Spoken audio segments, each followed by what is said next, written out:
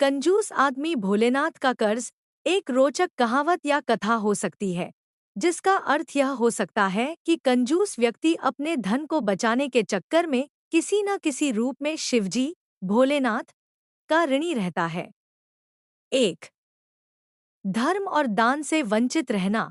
कंजूस व्यक्ति अपनी संपत्ति को बचाने के लिए दान पुण्य नहीं करता, जिससे वह भगवान शिव, जो त्याग और दान के प्रतीक हैं, के प्रति एक प्रकार का कर्जदार हो जाता है।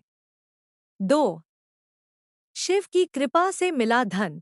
ऐसा भी कहा जाता है कि धन, वैभव और समृद्धि शिवजी की कृपा से मिलती है, और यदि कोई व्यक्ति इसे केवल अपने लिए संचित करता है, तो वह भोलेनाथ के प्रति कर्जदार बन जाता है। 3. कर्मों का प्रभाव। शिव पुराण और अन्य धार्मिक ग्रंथों के अनुसार, जो व्यक्ति अपने धन का सदुपयोग नहीं करता और जरूरतमंदों की सहायता नहीं करता, उसका धन एक दिन व्यर्थ चला जाता है या किसी न किसी रूप में उसे वापस चुकाना पड़ता है। संभावित कथा। एक बार एक कंजूस व्यापारी था, जो कभी किसी को दान नहीं देता था और हमेशा धन बचाने में ही लगा रहता था। एक दिन वह शिव मंदिर गया और भगवान से प्रार्थना करने लगा कि उसका धन बढ़ता रहे। उसी रात उसे सपने में शिवजी ने दर्शन दिए और कहा, तुम्हारे पास जो भी धन है, वह मेरे आशीर्वाद से ही मिला है, लेकिन यदि तुम इसे समाज की भलाई के लिए उपयोग नहीं करोगे, तो यह धन एक दिन तुम्हारे किसी काम का नहीं रहेगा।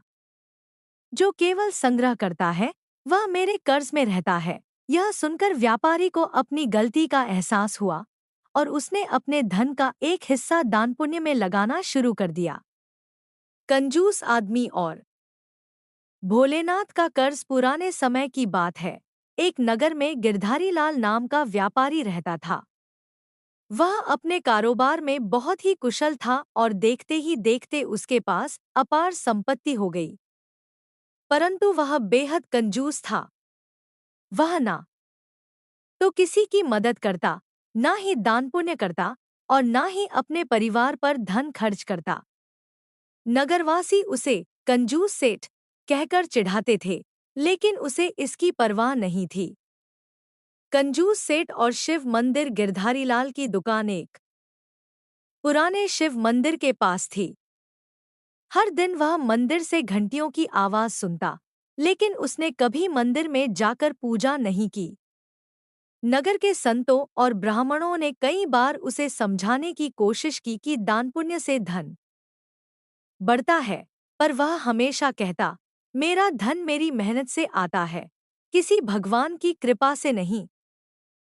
एक दिन मंदिर के पुजारी ने गिरधारी लाल से कहा, सेठ जी, आप इतना धन कमा रहे हैं, लेकिन आपने कभी भगवान शिव के नाम पर एक पैसा भी दान नहीं दिया। याद रखिए, जो केवल धन जोड़ता है और धर्म कर्म नहीं करता, वह भोलेनाथ का कर्जदार बन जाता है। गिरधारी लाल हंसकर बोला, बाबा, भगवान को पैसों की क्या जरूरत? अगर भगवान को चाहिए तो खुद आकर मुझसे मांग ले। भोलेनाथ का क्रोध। उस रात गिरधारी लाल ने एक अजीब सपना देखा। उसने देखा कि वह अपने बड़े से खजाने के सामने बैठा है, लेकिन जैसे ही वह सोने चांदी के सिक्कों को डोट छूता, वे राख में बदल जाते। तभी एक तेज प्रकाश प्रकट हुआ और उसमें भगवान शिव प्रकट हुए। शिवजी बोले, गिरधारी लाल, तुम्हारा धन मेरी कृपा से ही बढ़ा है, लेकिन तुमने इसे सिर्फ अपने लिए संचित किया। तुमने गरीबों की मदद नहीं की, अपने परिवार पर भी कंजूसी की और धर्म कर्म से भी दूर रहे। तुम्हारे पास जो भी धन है, वह मेरा आशीर्वाद है, लेकिन अगर तुम इसे सही मार्ग पर नहीं लगाओगे, तो यह सब खत्म हो जाएगा। गिरधारी लाल डर के मारे कांपने लगा और हाथ जोड़कर बोला, भोलेनाथ, कृपा करें, मुझे क्षमा करें। मैं कल से ही मंदिर में सोने का छत्र चढ़ाऊंगा, गरीबों को दान दूंगा और अपने परिवार पर भी खर्च करूंगा। भगवान शिव मुस्कराए और बोले, दान पुण्य दिखावे के लिए नहीं किया जाता, सच्चे मन से करो, तभी तुम मेरे कर्ज से मुक्त हो पाओगे।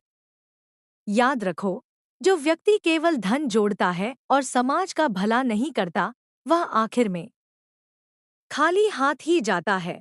गिरधारी लाल का हृदय परिवर्तन। अगली सुबह जब गिरधारी लाल उठा तो वह बहुत बेचैन था। उसे शिवजी के शब्द याद आ रहे थे।